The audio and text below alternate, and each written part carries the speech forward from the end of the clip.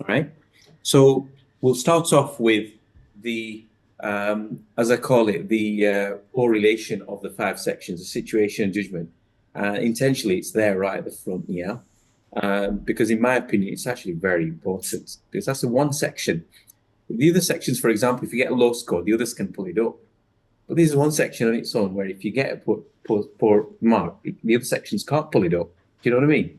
So conversely, it's actually more important to get this right. Yeah? Does that make sense? Let's look through it. So you'll need to QR again, as I've kept these slides separate for each section.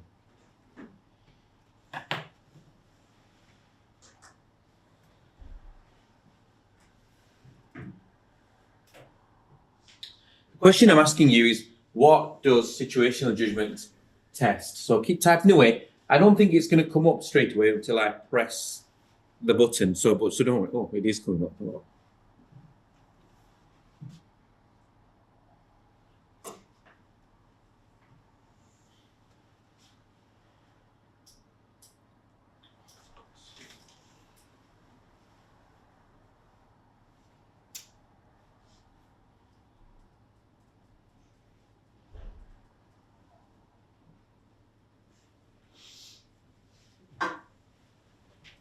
Brilliant. Superb. We've got a clever bunch today, Imran. We've got a clever bunch.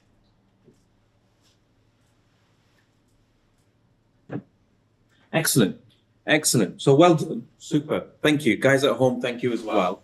As you can see, some of you have said GMC, judging situations, responding to scenarios, good medical practice, integrity, conflict, medical ethics, morals, decision-making. Perfect. Great word cloud. I think it's fantastic. And if you look at my slide, I think you've captured most of what I put there. I think there's something about integrity in some of your responses. Something about the perspectives team. There's something about resilience. Do you understand what resilience means? Nods, yeah. Something about ethics. Loads of you got that. Conflict, some of you mentioned that. And you know, very important this is actually, believe it or not, this is probably the one section with decision making that actually directly prepares you for the interviews, right? Pretty much. If you can do loads of situational judgment and decision making, believe me, you're actually revising for the interviews. So just a additional thing. The section, right? It's very rapid fire. 26 minutes, 69 questions. 22 scenarios, varying in terms of how many questions are in each section. Real life clinical and education scenarios. You know, I know some of the people who sit down and make these scenarios, and it's really, we don't make anything up. It's not plucked out of thin air. These are real things that people have experienced. So it's not unusual. All right, it's not out of you know, planet you know, from another solar system. And there's things like you know, appropriateness and importance, generally where you know, you split questions into and decide where things fit in. So we're going to look at that today. In terms of timing, you've only got, as I said, 26 minutes. So what I normally advise is be very quick about it. It's about being slick about this and decisive, not to rethink, not to question yourself too much, right? If you revise plenty, what you'll find is you'll get quick at this and you won't have to keep questioning yourself, all right? So it's about being fast, agile, and decisive. So if you look at the numbers, there isn't an awful lot of time we have. Now, some questions you'll find, and we'll do this together today. We'll talk about how appropriate is it to do this or decide or action this, right? So when we say a very appropriate thing to do, this is usually the ideal thing you do in that scenario. When we say, okay, it's appropriate, but isn't ideal, it's basically, you can do it. You know, it's not a sin to do it, but actually it's not the best. outcome here. You can also do select inappropriate but not awful, i.e. not very inappropriate, but it's kind of somewhat inappropriate. So we've kind of split it up into 4 levels of appropriateness. Some questions actually it will be just appropriate, inappropriate. You get that? But we're going to do much more of this today, just to kind of try and make it more challenging for you. All right? In terms of tips, and we'll do this quite a bit. I'm going to try and squeeze in as much knowledge as I can today, because that's important. Knowledge is a big thing for situational judgment.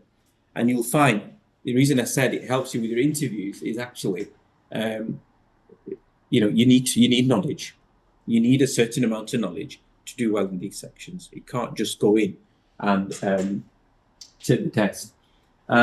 Medical knowledge itself, right? Okay, what's the half-life of amoxicillin? You don't need to know that, all right? What is the painkiller's ladder? You don't need to know that. They're not going to ask you specific medical knowledge, but they'll expect you to understand an element of ethics, an element of how you manage conflict, issues around probity. Do you understand? Right? As I said before, we don't want to be spending too much time on any one response. It needs to be automatic. By the time we do UCAT, you need to be slick. So you're not asking too many questions about each situation, right? Each stem in a question, treat it as independent from the one before, one after. It's not about ranking then. Are you clear on that? I'll explain that as I go around, but each option to the question is independent to the next option. Think about them as separate questions. Just think about it like that. Is that clear? Tommy at the back, is that clear? Yeah. All right, excellent. And answer based on what you read, not what you can assume. It's what's in that scenario that you're judging on, not what you think. Do you know what I mean? Don't imagine, oh, maybe it's this. No. So what's in the scenario? All right? Okay. That's supposed to be say learn, but I don't know, I must have deleted it. So le is learn. For medics amongst us, all right? Who are the medics? Majority of you. Who are the dentists then? 1, 2, 3 guys at the front. Oh, you're there as well. Yeah. Okay. So 4 of you. Who at home is a dentist? Let's see. How many of you is there? 10 of you, something I think at home. Are there any dentists at home? Are they all here? Sam, are you a dentist? No. No. That's okay. Nothing wrong with that. So these slides, I think I must have left the timer on, so that's why they keep on changing on their own. So yeah, for the medics, have a look at the Good Medical Practice document, guys. There's no vets on this course, so I'll ignore that bit. But for our dentists, have you guys read up on these statements? No. So it's the same document, really, same as the Good Medical Practice document that I've highlighted for the medics. It just breaks it down differently, that's all. All right. And it's because in your profession, there's elements that are different. For example, private health. For example, payments. For example, advertisement. Involvement with corporate companies and so on and so forth. So there's some other areas that you guys need to be brushed up on a lot more. Okay. And so GDC does that very well. Okay.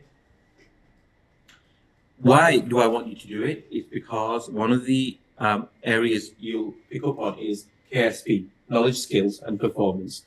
What does it mean? Read the document, but very carefully, all right? It talks about care.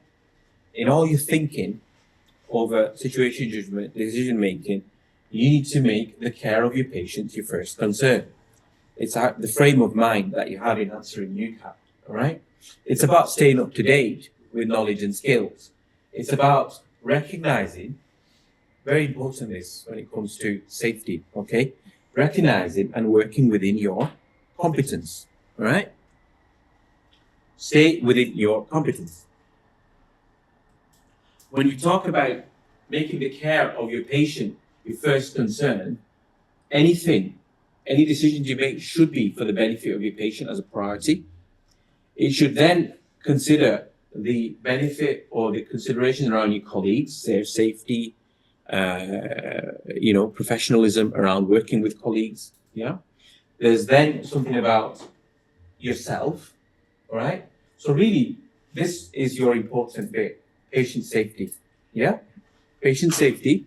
It's not to say that you endanger yourselves. You put yourself in danger. So a patient's, scenario is they're probably HIV positive. You need to do a procedure on them now.